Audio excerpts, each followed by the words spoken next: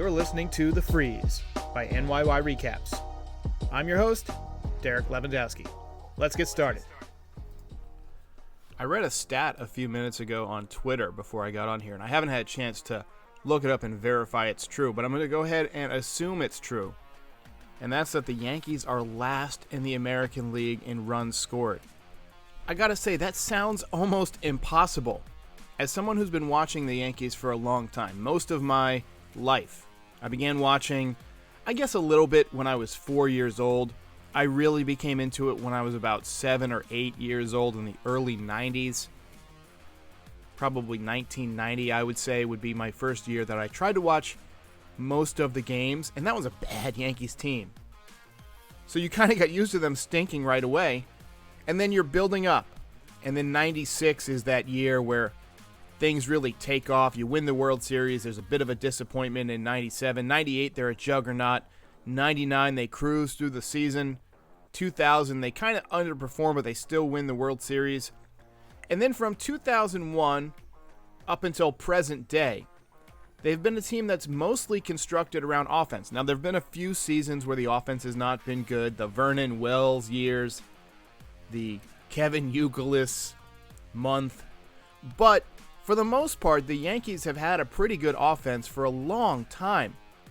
And before the season, I made a video for the YouTube channel that was called Best Lineup in Baseball, ? Or something along those lines. And it was basically just pontificating on how good this lineup could be. So I was fooled by it. I never really felt comfortable with the fact that there weren't many left-handed hitters, but I figured Aaron Hicks as a switch hitter up at the top of the lineup would be good, and that you could mix in Brett Gardner, who was better in the playoffs, better towards the end of the season. I thought maybe he might have a little bit left, enough to be a decent left-handed bat against a right-handed pitcher late in the game or something like that, or maybe against kind of a bad righty. But I think we've all kind of underestimated, myself included, how important it is to have balance in the lineup. Having a lefty can really change the way that pitchers work to your squad. And maybe not just a lefty, but having a couple of lefties sprinkled in. You know, as a pitcher, you're staring in at that catcher's mitt 60 feet 6 inches away. And if you got righties up, most of the time you're going to be working the outside corner with breaking balls. Jim Cotton used to call it hard in, soft away. That's what he preached. Hard two-seamers in, like Jonathan Loizaga likes to throw these days, and then breaking balls away. That way you're changing the perspective of the hitter. And if you don't have to mix it up, you get to work most of the hitters the same way, then you can kind of get into a groove. And we're seeing even the worst pitchers are still major league pitchers, and they're able to get into a groove against the Yankees. And the Yankees, because they have not had a lot of success this year, you see them start to get frustrated. After about 1.5 trips through the order, you see them start to go belly up. You see them really put pressure on themselves when they have guys on base. Now, my question is it too late to do anything about it? We've seen teams begin about 500 through the first 80 games and then turn it on and make a run. This has happened many times in baseball history, but I just don't think that the Yankees have what it takes this year. I really do think there's a fundamental flaw in the way the roster is constructed. And it's not just power hitters. They're not hitting for a ton of power. And it's not just swing and miss guys. We've got a lot of guys whose strikeouts are down. It's contact. And it's contact from both sides of the plate. What you really need is a couple of left-handed hitters. You really do need a left-handed center fielder better than Brett Gardner. You need a left-handed left fielder better than either Clint Frazier or Miguel Andujar. And believe me, I love Miguel Andujar, and I wish that Clint Frazier was hitting. Clint Frazier, of course, now on the injured list with vertigo, so, he may not be traded. I don't know if anybody's going to want to trade for a guy who has concussion symptoms that keep popping back up and can't hit 200. I'll tell you this, it definitely affects the surplus of parts that the Yankees have to make a deal. They're going to have to rely more on salary absorption and probably dealing prospects. I still think they need to find a way to deal Aroldis Chapman, and I've been saying this since before he was struggling. I've been saying that if you don't feel like you're going to win, if you don't feel like you're a contending team, and believe me, this next week or 10 days is going to be do or die time. The Yankees may sink. If they're 12 or 15 games out at the trade deadline, you're not going to win this year. It's time to move some parts and try and reload for next year. And I've been saying the Yankees should try and deal Aroldis Chapman. Now it may be more difficult to deal Aroldis Chapman because since the crackdown, his spin rate is down. He's being hit much worse. He can't find the plate. He looks lost mentally. Aaron Boone is questioning whether or not Aroldis Chapman is going to remain in the closer's role. And you've got Chad Green with the best outing he's had all year at the right time. He may be put into that closer role. But I still think that Chad Green is somebody who relies on a high spin rate. Now, maybe he gets it naturally. But he's somebody that has some value that you could deal. I think you've got to break it down. I really do. Because we are a couple of weeks from the trade deadline, and there are pieces out there, not just in the major leagues, but there are minor leaguers that your scouts supposedly have been able to look at this year. You might be able to steal a prospect or two, the way you stole Chad Green back in the day. Like it or not, Brian Cashman is still the general manager, and he does have a knack for finding those guys that are not so much on the scrap heap, but, you know, maybe are blocked at another organization or have been overlooked. Now with the constant StatCast data, it's harder to find those diamonds in the rough because you can tell who has the high exit velocity, who has the high spin rate, who runs faster than everybody else, who gets better jumps than everybody else, who scores from second on a single more than everybody else, who makes contact on nasty pitches more than everybody else. It's becoming much harder for scouts to recognize something that the computers and the data haven't picked up on. The Yankees do have one distinct advantage over other teams. They've got this ability to buy their way out of trouble. They've always had this ability where you can invest heavily in a mistake and it doesn't kill you. Now, if you're adhering strictly to the salary threshold, the luxury tax threshold, then it's a little less easy to do that. But let's say that the Yankees decided, you know what? We want to spend our way out of this. You can go $40 or $50 million over the luxury tax limit. It may not allow you to win this year, but by eating some salary to take prospects or by sending some prospects that are maybe redundant pieces with some salary to other teams, you might be able to reconfigure this roster a little bit. I don't think Giancarlo Stanton is getting traded. He's somebody that I've advocated for getting moved because I think his contract is just a huge weight on this team. It's dragging the team down. And even though Giancarlo has had some great moments this year, I mean, who could forget that stretch he had earlier this year where you just couldn't get him out? And he's been, for the most part, pretty healthy. But he's on pace for what, 28 home runs? Is that really what you need for $24 million? I would rather get a lefty who hits 280, gets on base at a 350 clip, and hits 20 home runs, and can maybe play the field a little bit, and open up that DH spot for Miguel Andujar, who I think can be just as dangerous in a given game as Giancarlo Stanton. He's not going to hit the 500-foot home run, but he'll hit one 3 rows deep, or he'll pick up a couple of doubles, or he'll pick up a single. And Giancarlo Stanton is ramping up to play the outfield. If you can prove that he can play the outfield for just a couple of days, maybe that's enough to convince him that he can go somewhere else and be a primary DH and part-time outfielder. But I just don't think he's moving. I just don't see it happening. So the Yankees are kind of stuck with that contract, which means you've got to unload some of the other contracts. Aroldis Chapman, he gets paid a lot of money to choke when it counts and to have a bad month and a half every year. That fastball is beautiful when it's for strikes. It's not as beautiful when it's hitting off the back wall behind the catcher. You've got a lot of money tied up in Aaron Hicks. You might be able to eat 70% of that contract in the offseason and move him somewhere else. The Yankees need a new center fielder, somebody who's reliable and durable.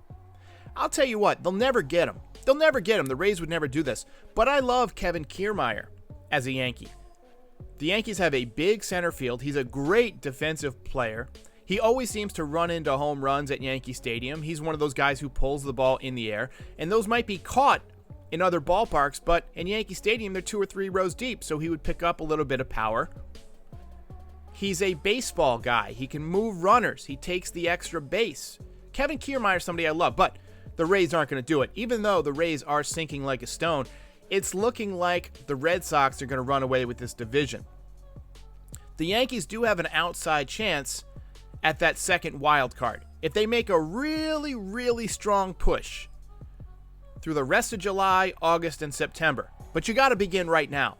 You can make a run at that outside wild card, and we've seen wild card teams go to the World Series multiple times. So the fan in me, the eternal optimist in me, is saying, let's make a deal. Let's try and go for it. But the baseball person in me, the person who wants the Yankees to be good long term and wants those championships, not championship, is saying, well, if I were running the show, I would try and break it down this year.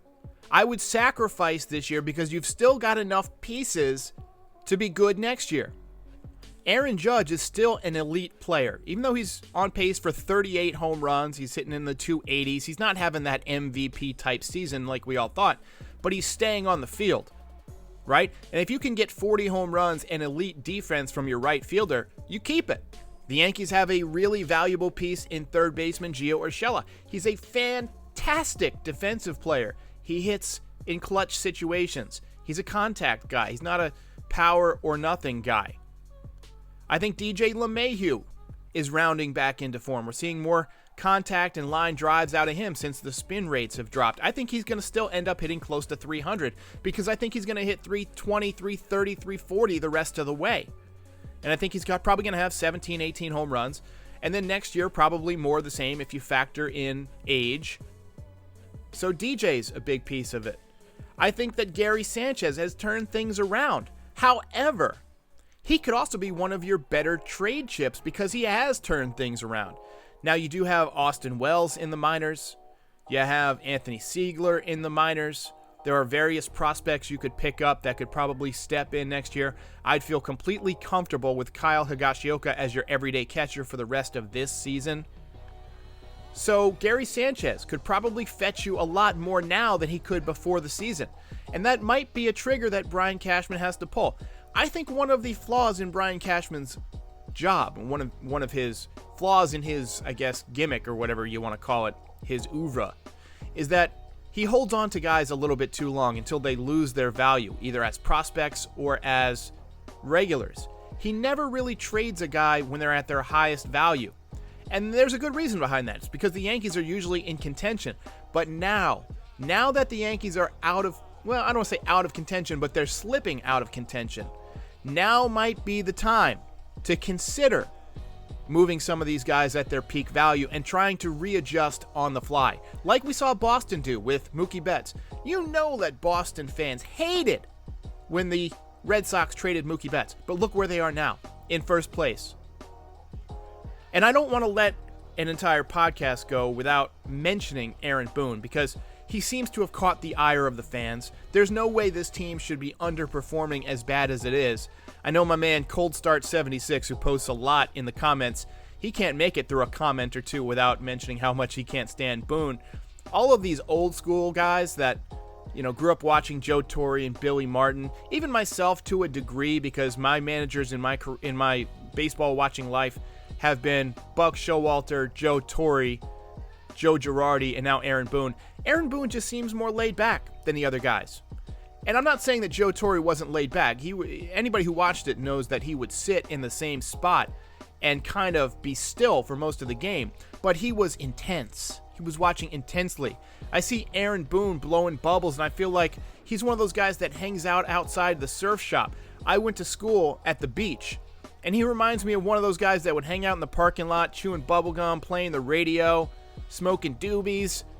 That's what Aaron Boone reminds me of. Now, I could be completely wrong. I've never met the man, but just watching how this team responds to him, I don't see them picking up the pace, even though they're struggling.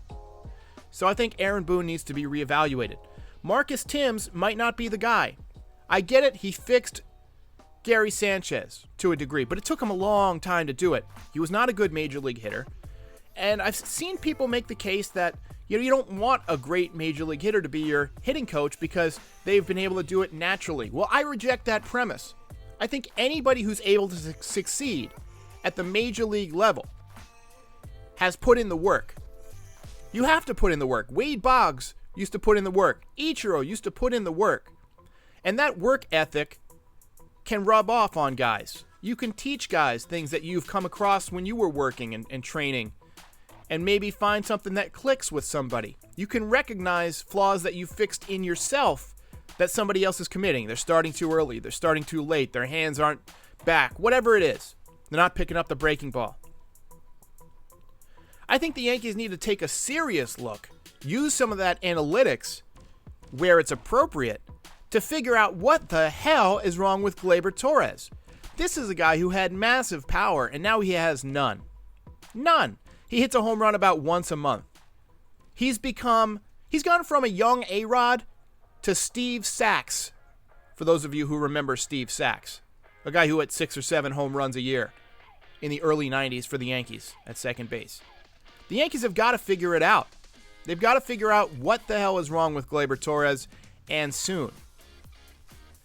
All right, guys, so I want to talk a little bit about the channel real quick. So you saw my morning video yesterday, Morning Yanks. I'm still kind of working on how it's going to look every day. I may not be able to do it every single day. Like I said, I'm still working full-time, and I'm going to be working full-time for a while. I may need to adjust my hours at my place of business so that I can do more work in the morning on this channel, but that's something for me to figure out. But in the mornings, I'm going to try and do a quick recap, but I can basically write and work on the show during the game. My issue is going live after the game, and I get that I make a ton of donation money off of it, and I get a ton of views. I'm going to lose a lot of donations and a lot of views, but this has never been about the financial aspect of it for me. I think if you put in the quality work, then people naturally gravitate to your channel. So I wanted to create my recaps, the most important part of my channel, with a little bit more of a production value, right? I want to make sure that my sponsors are not having their ads kind of freeze up because of my bad internet. I want to do these things in 1080p rather than 720p.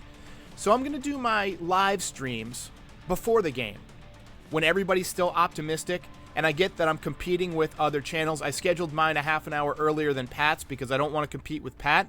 Pat is my friend, and I don't want to steal his audience. And I don't want to go head-to-head with Talkin' Yanks because they're bigger, and they have a bigger audience. So I'm going a half an hour earlier than everybody else, about 90 minutes before the game. And I'm going to do a lineup and starting pitchers, like pre-recorded segment. And then you'll have the sponsor air.